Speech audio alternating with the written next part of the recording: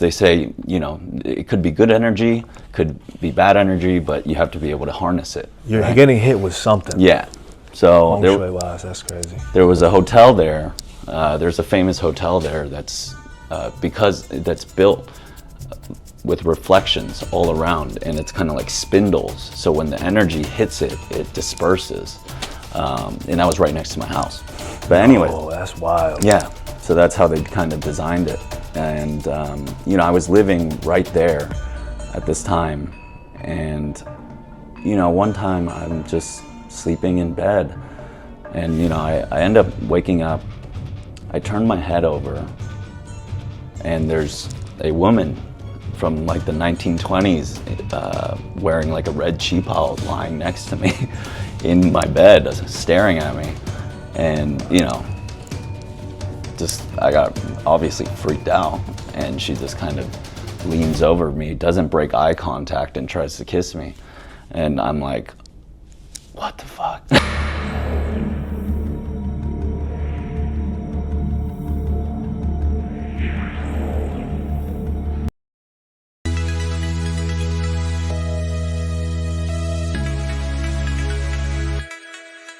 We locked in. Brandon, what's good? What's going on, man? How you doing? Welcome back to Taipei, Taiwan. Thank you. Good to be back. Yes, sir. We're here live at Core Cultural Studios. As you know, this is Beyond the Hustle, produced by Madam Vision. Today's guest, really solid, good friend of mine, but also a creative powerhouse, filmmaker, director, overall artist, art collector. Taiwanese American, living in LA right now, pushing the boundaries of certain I guess forms of ideas in your films and your visionary visual storytelling. I'm really honored and pleasure to have you on the show, man. Thank you again. I appreciate it. Thank you, man. Thanks for having me. Yes, sir. Good to see you. Yeah, it's been a long time. Been about 3 years since we were here in the pandemic. That's right. That's right. How was the flight in? Oh yeah, I passed out. I did not even make it to take off. So, and I woke up like teleported. Just teleported. Primitive teleportation. That's the best way to do it. Yes, sir. So I'm glad you're on the show because I think it's the first time I've got a chance to kind of dive into some of your, you know, inspirations, your creative processes, and of course, you know, a lot of the nitty gritty that's below the surface. You know, I've seen some of your work. It's super, you know, super psychological, super engaging, and it really brings, at least it brought me to certain philosophical perspectives of society as a whole. My first question to you, of course, in terms of the art form is, you know, what do you think is your why? What's your why? My why? Why do I do this? Why do you feel an insatiable need to create? To be honest, like, I think that's just the best way for myself, for self-expression. You know, sometimes an idea comes to me or I'm feeling something in my daily life, feeling different emotions, you know, they're good or bad.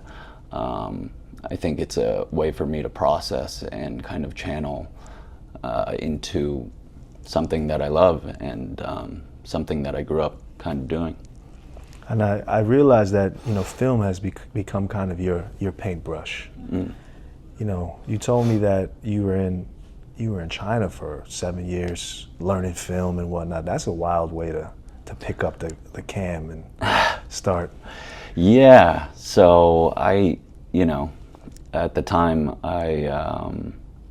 there was a lot of co-productions happening between China and Hollywood, and I just kind of thought, what a great opportunity as a Taiwanese American to go over there and try and tap into this new market.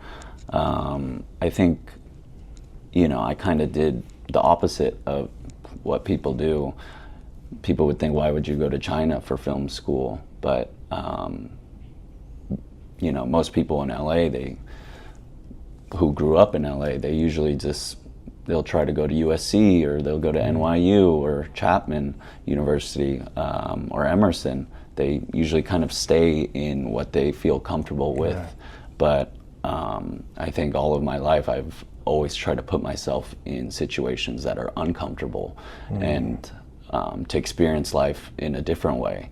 Maybe it's a lot tougher, you know, trying to survive and adapt in a new city, but I think the experiences that come along the way and the lessons that you learn are priceless.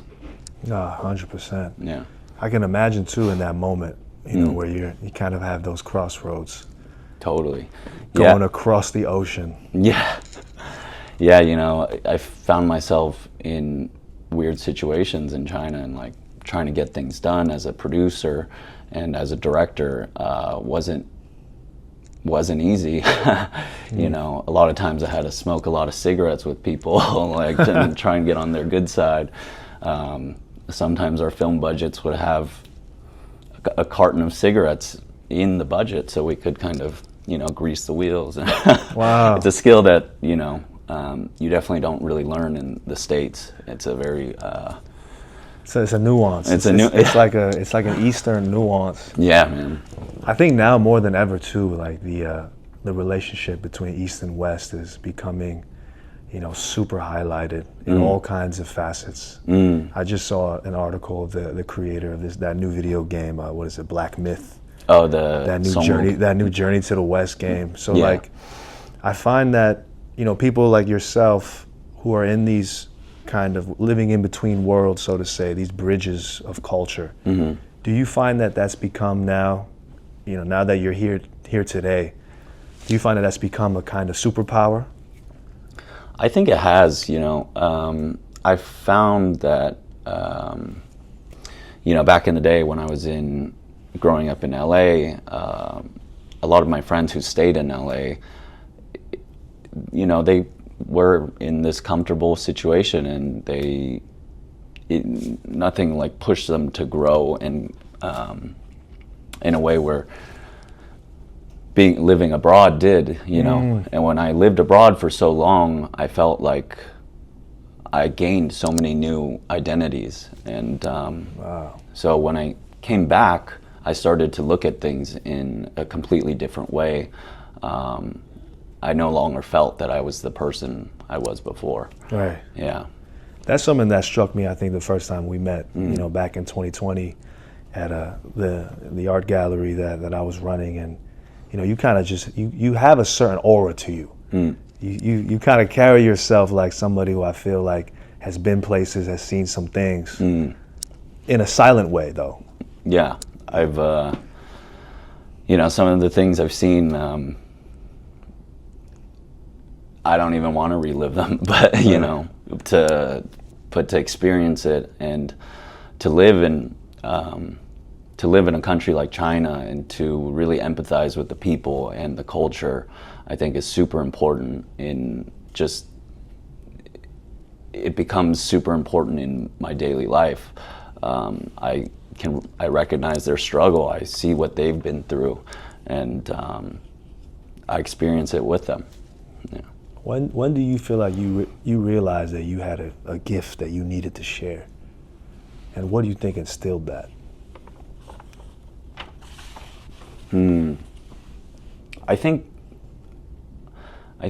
in the process of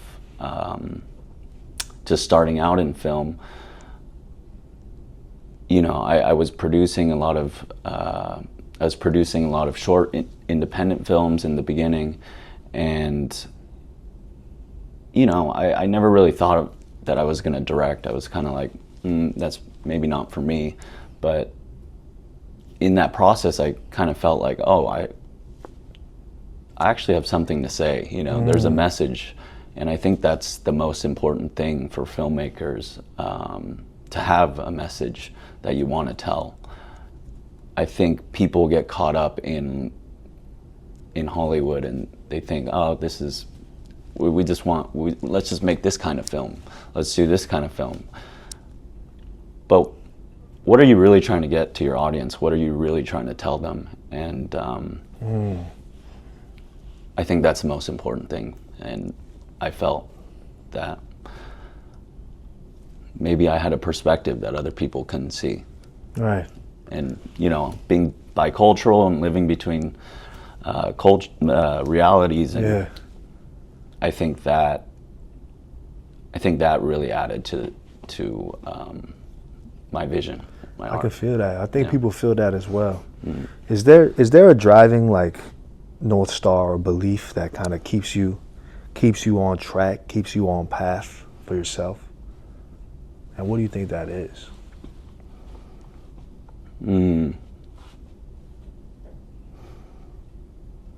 I think a driving North Star, yeah, I think it's the experiences that I have. You know, maybe I experience something new and it inspires a brand new idea. And I'm the kind of person that when I have an idea, I just go for it and I do it. You know, I don't lag. I'm just kind of a go-getter, you know. Yeah. So I will get this done, one way or another. It's like a pure focus. Yeah. Or / obsession. Exactly. It becomes, I almost get tunnel vision, and I just put all of my energy into creating this or doing this or planning this. Yeah. Right. That kind of brings me to your recent project, and you know, a big reason why you're here in Taipei to you know, private screen your new film Prosthetica. Mm-hmm. What put you into that zone to create this film? Oh man, tunnel vision on that. You know, it was during the time when the idea came to me. I was going through one of the toughest times in my life. It was a very dark period. I felt that I was just surrounded so much by negative energy. And I was really in my own headspace. So, you know, as an artist, I didn't really know what to do with that, except just channel it and focus into what I like to do. And that was just storytelling. And it was really a way for me to process something that was really hard to express. So in that process, you know, it was kind of therapeutic for me, where making this film, it really helped me kind of get through this really tough time. And actually now when I look back on the film, I don't have to regret what happened. I can feel proud of what I created. And I also think it's just, you know, as a filmmaker, it's, of course you have to do things with intention, but or as an artist, you do things with intention, but there's something where you can also let your subconscious become the artist. And that's kind of what the story's about. Yeah, that's the same creative process of me making the film, was letting my subconscious take over, and that's kind of what's happening with the main character in the film. It sounds wild, man. You know, I had a good fortune to, you know, to sneak peek the film. It's definitely, I'm looking forward to watching it again on the big screen out here. Yeah, it's gonna be fun. At the event this Friday for you guys. It's in the past Friday, right? That we're watching. Do you have any mindful practices that put you into, I guess, the zone or flow state, so to say? Yeah. You know, I grew up as an athlete, as a wrestler, Wow. and I've studied and trained all different types of wrestling, from Greco-Roman to collegiate wrestling to freestyle. You know, I trained with my first time in China, I was actually training with the national Olympic team, the Greco-Roman team. Wow. And I also trained in Japan with the Japanese Olympic team. So wrestling, yeah. Wow. So, you know, recently I've been training again, and I've been coaching, and I see you put on some muscle weight. Lost some fat for sure. I see that. I was definitely like 20 pounds heavier when we met. I see that. Yeah, me too. Pandemic in Taiwan. Yeah, I know. With the food out here. I know, it's hard. You know how it goes. But, you know, I also started recently striking. I've been doing boxing for the last 2 years, and I've been doing Brazilian Jiu-Jitsu and Muay Thai. And I realize, you know, you don't have time to like think too much when you're actually sparring or you're wrestling live. And that's the flow state. That's the flow state you have to access as a martial artist. And it helps, like filmmaking, it's that focus that helps you just clear your mind and keep you sane, really. Right. I think that,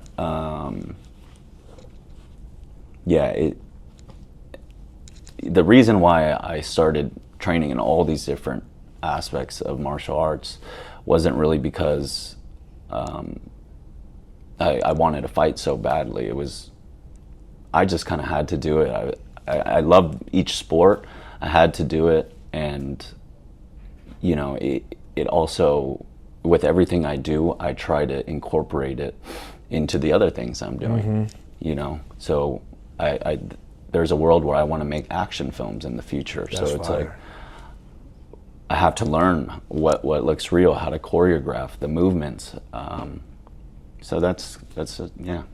That is interesting. That, you know, of course, you being in film and kind of taking that subconscious imaginary world, channeling it through, you know, the things that keep you sane, but bridging what's real and perceptive. Right. Do you think there's a time? I'm gonna go a little tangent, but do you think there's gonna be a time where that line between imagination and reality starts to blur and become very synchronized, so to say? Because you talk about like making, when you said that with the action film, like making things look real. Like, I feel like we're in a time now where we can almost create anything very fast. Yeah, I think definitely. I think it's about the blend and the hybrid of all these different things and bringing them together. You know, as our world becomes more multicultural, you really, like, for example, there's films, there's Chinese style of martial art filmmaking, and there's also American style, and you know, they're very different, but as we come together as a society, these things start to blend, and I think that's like an MMA palette, right, and that's the same thing with just being bicultural in general. And with my film, Prosthetica, that's kind of what I was trying to do. I didn't want it to feel like, oh, this is an Asian film or this is an American film. There's no dialogue in the film. You know, it lives in between these realities, just like my own identity does. That's wild too. It's like that feeling people get when they're like, I don't exactly know where to place you. Like, where are you? People love to box things in, right? So I think naturally when they can't, it does create a sense of, you know, healthy uncomfort. Right. Why be in the box, you know? I prefer that there was no box. Yo, for real. Do you have any mentors or teachers from these time or these experiences, you know, whether through MMA or your time in China or even in LA, that you feel really impacted you? You know, I've had a lot of mentors, you know, my wrestling coaches that I looked up to, and definitely people that have impacted my life in a huge way. For some reason, I don't really, it's hard for me to keep mentors, you know. There's new mentors and then they leave, and then but no one really stays. Maybe it's my fault. I don't know. But yeah, I kind of realized I'm just going to do this myself, you know. I feel you. Yeah. You're on the path. Do you have any favorite historical philosophers or characters, at least, you know, that you kind of see, perhaps emulate, perhaps get inspired by? First one to come to mind. I mean, like, you know, when I was in college, I studied psychology, and I was very into Freud and, Wow. you know, psychoanalysis and, you know, dream analysis. Wow. And I realized that that's a huge part of me. And, you know, I love to dive into the depths of the mind in what I'm trying to create. I like to think like about each character's psychology. You know, and my dreams are very much like scenes from movies. Some, wow, like, vivid? Very vivid. That's wild. And, you know, even this morning, my friend arrived from LA, and I did not get very good sleep. I was having crazy vivid nightmares. Wow. And, you know, and I wake up, I'm like hyperventilating or something, but I'm like, that's a dope movie right there. That's a dope scene, you know. So I don't really. And you write it down, right? I write it down. I remember it because I just have like a very, you know, it actually looks like a shot in a film. So sometimes ideas will come from that. That's crazy. That's super interesting because there's a Chinese word recently that came to my attention, and I might be getting it wrong. I haven't really got it, but I think it's called bazi. Someone's bazi. Correct me if I'm wrong, Chinese audience, Taiwanese, Mandarin speaking audience. But the bazi is somebody's natural filter to the spiritual world. So some people have a higher bazi, which means they can sleep like a baby, right? Some people have a lower bazi, which means that fabric between this reality and the spiritual realm is low. So people with the lower bazi can see beings, can see ghosts, Right. can see paranormal stuff. And then recently I discovered something about, I mean, I don't want to say it, we can say it off cam, I don't want to promote it, but there's certain things where through sound, I know your friend just mentioned something about sound frequencies, you can start to rewire the hemispheres of your brain, connect them, and then start increasing potential vivid dreaming and whatnot. Yeah. Do you think you've always had, like, in that concept, this kind of maybe a low filter between, you know, realms, so to say? I think recently I've started to realize that I'm much more sensitive to this than I thought. You know, back in Beijing, I did have like a supernatural experience. You know, Beijing, how the city works is, you know, there's the Forbidden City in the center, and then there's rings around it. Wow. And an emperor back in the day, he realized that the strongest energy, the strongest in terms of feng shui, was in the northeast of the city. So that, you know,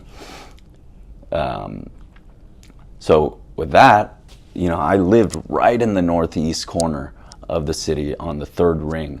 And Whoa. Because they say, you know, it could be good energy, could be bad energy, but you have to be able to harness it. You're right? getting hit with something. Yeah.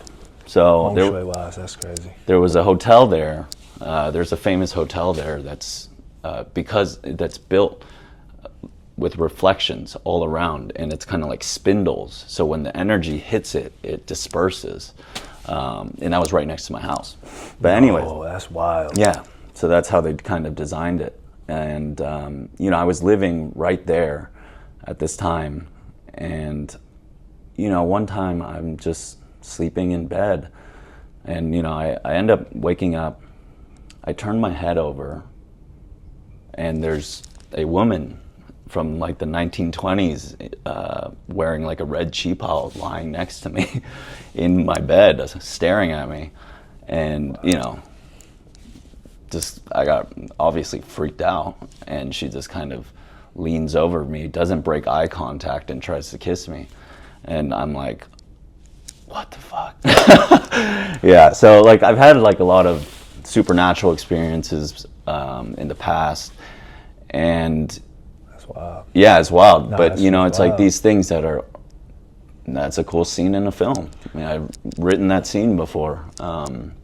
Yo, wow, that is. I saw it vividly just from your description. Yeah, it's intense. I mean, it's interesting because like here on this show, you know, a big inspiration behind the title Beyond the Hustle, you know, between myself, Armel, the producer on the show, is, you know, we feel like there is something past the everyday motions of striving to get money, striving to be successful. There's something past or beyond that actually kind of unites all of us. Mm-hmm. We don't know what that really is. I think that, I mean, of course, these are like these great mythological questions, right? Mm-hmm. What is beyond or past the veil, so to say? Right. Do you have what's your belief in that sense? What do you think is past this fabric of a reality or a dimension? Whew. Yeah, I mean, I think there's definitely something else out there. There's something divine out there. I don't know what it is. But I think it's also within every single person. They're here on this earth to do something, you know, and they have that drive to do it. They have that passion to do it. That's your motivation as a character. I feel like maybe a lot of people aren't really aware of what their drive is, and they have to figure that out. And that comes with a lot of looking at yourself from a different perspective and learning more about yourself. So I think for me, I've definitely been lucky where, you know, I'm someone who I just try to enjoy what I'm doing. And, you know, I found that my love for filmmaking originally came from painting. I used to do oil painting when I was young because that was really the only thing that would calm me down. I was such a hyper kid, so my parents tried art classes, and then suddenly I could sit for hours painting. And that kind of developed into my love for composition and lighting and my understanding of, you know, cinematography. Right. I always say that, you know, I think as humans are increasingly becoming hybrids with technology, that, you know, the paintbrush today is a camera. Mm-hmm. And I've quoted this before, but the great Francis Coppola was asked on the set of Apocalypse Now, where does he see the future of film? And he was like, you know where I see the future of film? When all these like big production budgets, these Hollywood ideas of expensive equipment go to shit, and some fat girl in Ohio has a camera in her hand because it's just handheld, and she becomes the next Mozart. And he's like, that's when film really becomes an art form. Right. When everybody has access to create. Yeah. Do you think we're in those times right now? Yeah, I think we're in those times, you know, as AI becomes more powerful. You know, these are tools for filmmakers. Obviously, there's a lot of controversy there, but these are tools that are meant to be used, and it can help you become more creative. It can also give you the tools that aren't available to you, that the studios have, because they have money. So I think it's really important for independent filmmakers, and I think it's okay for independent filmmakers to utilize these tools. You know, you can really, suddenly you don't need millions of dollars. You can really cut it down. I think that's great.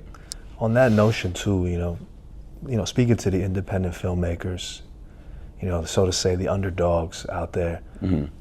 Are there any skills that you have practiced or have executed yourself that you feel like really helped you in that, to either, you know, you mentioned the cigarettes skill, like stuff like that, like, were there any hacks that you found were really useful that kind of gave you leverage or put you in the room that you might not have supposed to be in to make that connection that ends up changing your life? Yeah, you know, I think I would say, yeah, the most important skill is to be adaptable, you know, as a filmmaker. And I was just talking to my friend earlier about this. It's like a film set can go one way or another, but you have to, as a producer especially, you have to, you know, kind of lean with the punches, and you have to find new solutions, creative solutions that, you know, won't piss off your director. I think in independent filmmaking, sometimes you really have to think outside of the box. Sometimes that solution no one would think of, but it works. Right. You know, I think that's super important.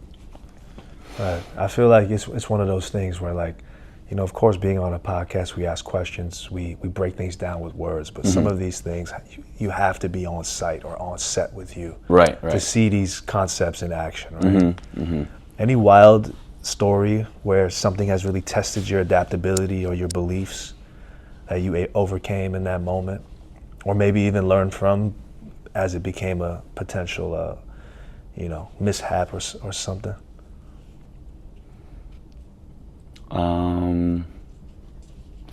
Definitely a lot of wild stories. Let me think, you know. That's kosher enough to share with, Yeah. with any streaming platform.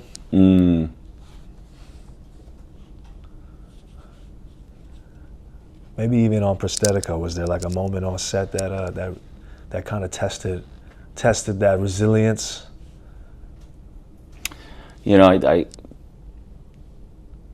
yeah, there's been moments on set. Prosthetic, you know, it was an extremely smooth, well-produced set. That's dope. Not, you know, everybody was on point. No lag time, and we're also shooting on analog film. You know, I think for me, like, this isn't really a wild story, but that really made a difference in the way of my filmmaking style. When you know that there's just an intensity there, that you're burning money, and everybody knows that, and the pressure is on, you're not wasting time. And I had to adapt to that. This was my first time shooting on 16 millimeter, and I loved it. Because, you know, people, if you're shooting on digital, it's like, oh, let's just do more takes because we can, you know. And that ends up wasting so much time, and you start to get, like, lost. You start to lose your perspective of, like, what you actually want. Maybe you actually could have gotten it on the first take or second take. Yeah, I think just, like, adapting like that. Let me see if I can think of some wild stories. I mean, yeah, for example, when I was in Beijing, like, we were in the middle of nowhere. In the middle of nowhere, we had, it was like a small village, and we had a location. And it was the first location, and we were kind of guerrilla filmmaking. We weren't, you know, it was a public spot, but we get there, first location of the entire shoot, and then this village security guard comes and just starts yelling at us, and he's just like, get out of here. There's no way I could convince him. I tried. A few cigarettes, but nothing.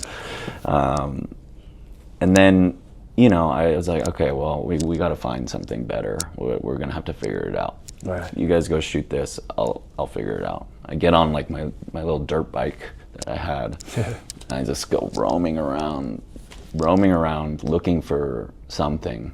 And I found this private property, and it was guarded by a security guard, and I kind of started to become friends with him. Report. Yeah, I started becoming friends with him, and he was like, "Oh yeah, okay, you can shoot here," and man, it ended up being a much better location. It looked so much cleaner, so much more cinematic. So it's things like that that happen, but sometimes it's a blessing in disguise, and you just kind of have to adapt. Oh hell yeah, man! I mean, I think filmmaking is one of those art forms that really stretches your capabilities. Because it's right now it's one of the closest things from, as I mentioned before, imagination and this, so to say, fabric of reality, or at least showing somebody what you're seeing in your brain, your imagination, your heart, whatever that ethereal nature is. How do you feel this art form has changed you as a person in day to day?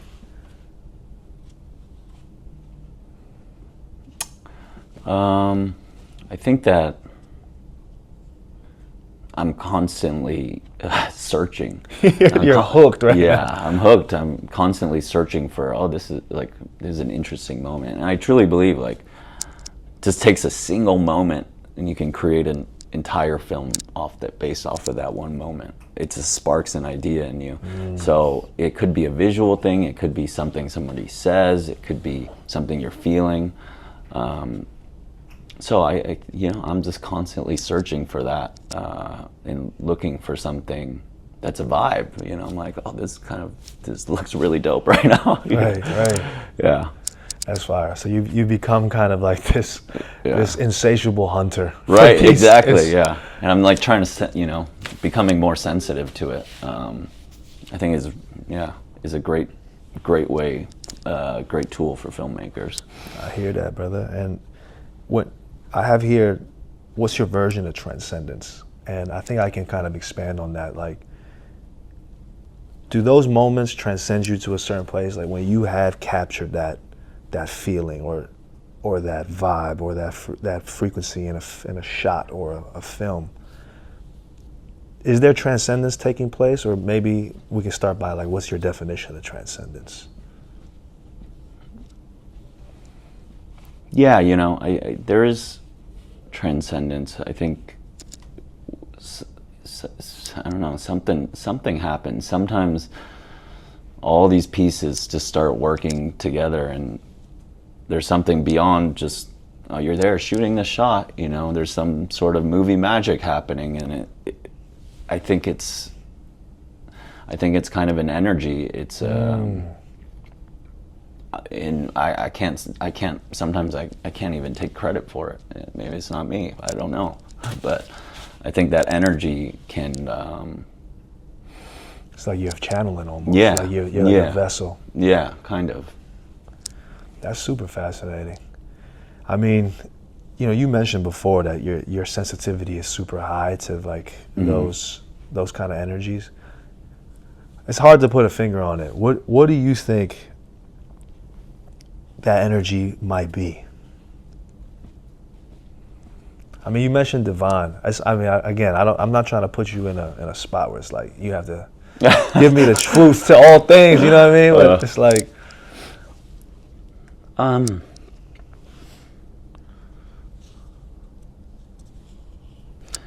to be honest, I don't know what it is. I think might have to watch the film to find out. Yeah, that's the watch play. the film That's to find out. That's the hook right there. No, I'm kidding. Yeah, I don't know what it is. I think I think it's just like you have to open yourself up to these energies and allow them to kind of go through you. Yeah. Yeah, I think that's kind of, at least how I feel about it. Yeah. On that notion too, is there anybody right now who's like really, so to say, giving you that energy, whether it's music, an artist, maybe a concept right now that's like getting you hyped, getting you energized, getting you excited for what's to come?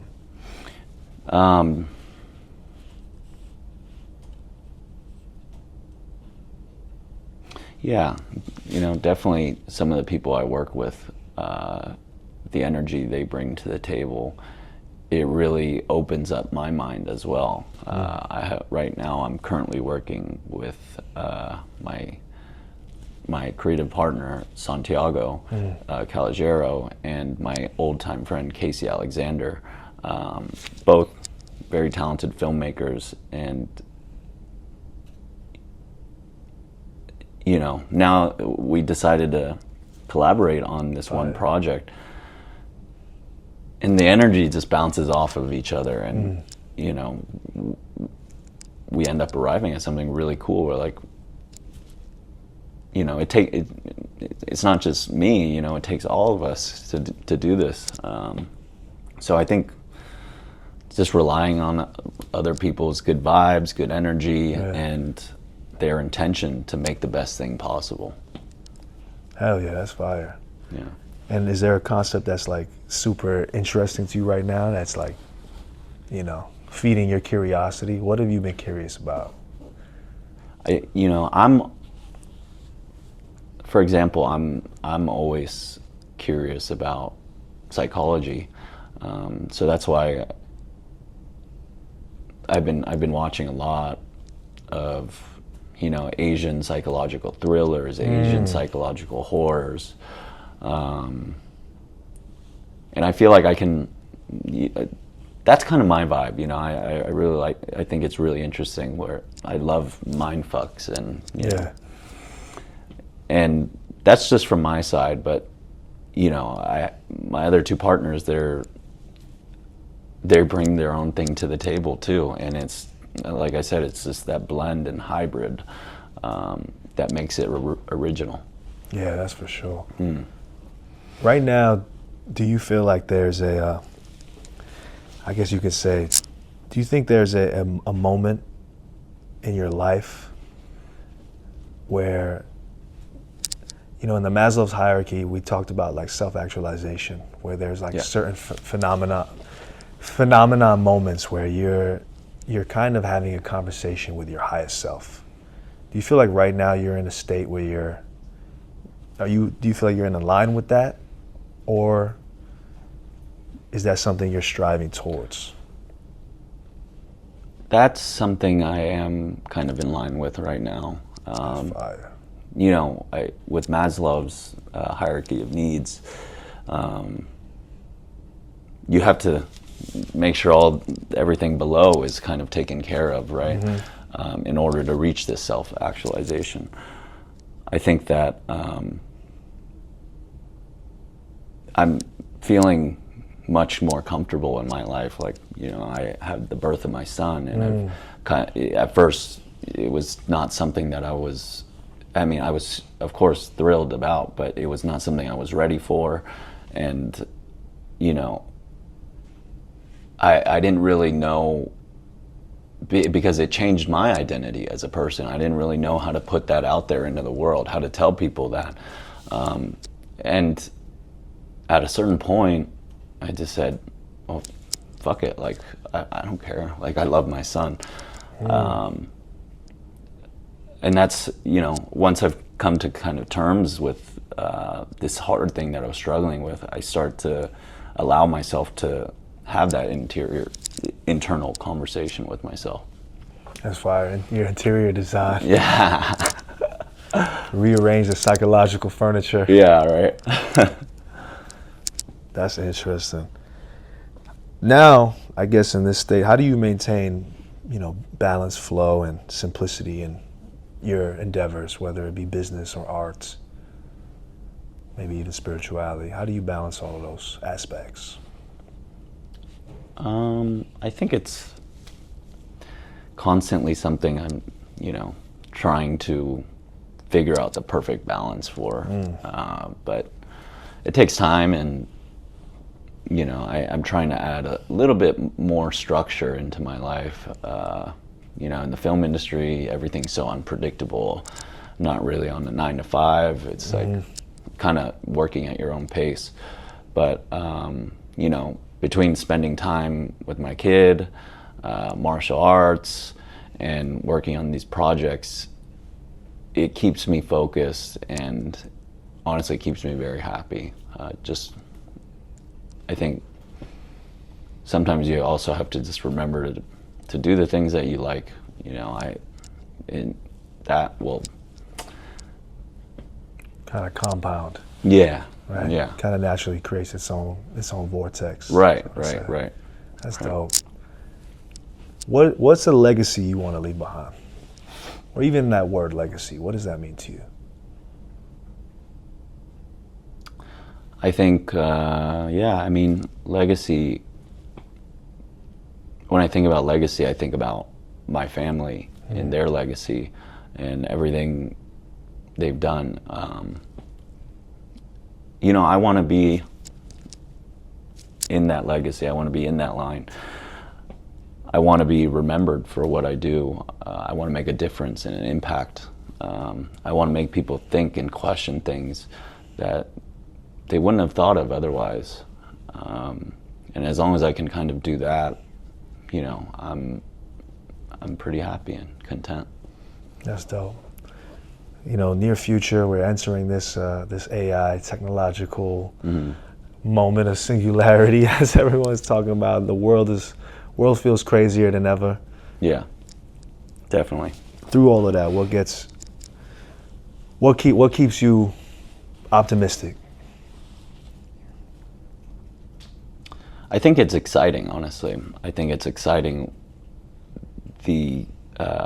what becomes feasible, what can be done. You know, it opens up a whole new world, and that's just how society works. You know, something is introduced, everybody has to adapt. And okay, I'm perfectly happy to adapt and try to push the boundaries even more. That's fine. Any psychological concepts right now that you like to share that's just super fascinating? Maybe that could put someone else on a track of creating their own film or story.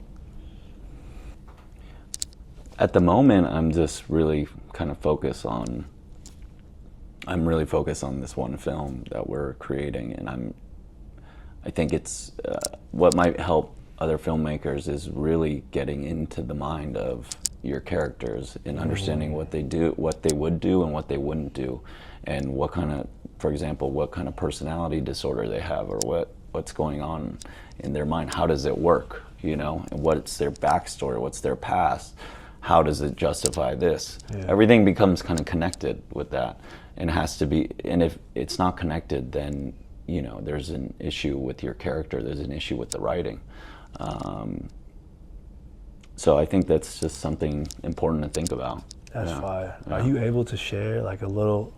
It's getting me hyped and curious about what this project is about. Are you able to share some kind of brief synopsis? At the moment, I can't really. But I hear you. What I can say is, you know, I'm kind of getting into the mind of a very interesting serial killer. Obviously, this is a fictional serial killer, but this is something that could happen. Yeah. Wow, that's a nice little cliffhanger to leave people with. Yeah. Stay tuned. Stay tuned, exactly. And you know, on a fun note, what are you looking forward to out here in Taipei, Taiwan, on your first visit in 3 years? I'm looking forward to seeing all my friends that I made during the pandemic. Looking forward to showing my friend from LA, Taipei, for the first time. And honestly, looking forward to eat a lot of good food and, you know, gain weight. And next week I'm just gonna have to train extra hard. Exactly, right? Well, I mean, you know, I'm happy you're bridging the gap continuously, and, you know, even the fact that you're bringing your friend here for the first time, I think is super dope. And you know, I'm happy to have, you know, met you, and now be here and do some fun things together and provide a space to tell your story, man. I really appreciate your time. No, I appreciate it. Yes, sir. And for anybody who wants to follow you, where can they go check out your work, or kind of follow your story? Yeah, you can follow, you know, my Instagram is kind of a blend as well of my work and my life. I try to keep it fun. It's Chi-Wei, Cheechway. Dope. We'll tag that in there. Yeah. That's dope. Follow me. No. Yes, sir. Well, it's been a pleasure, Brandon. My Thank dude. you. Thank you so much for being Big here. things coming, man. Yes, sir. And for everybody watching, make sure you hit that, smash that subscription button, comment, likes, do all that good stuff, and we'll see you guys on the next one, man. Stay tuned on this guy. Later. Wow. Yo, that's crazy.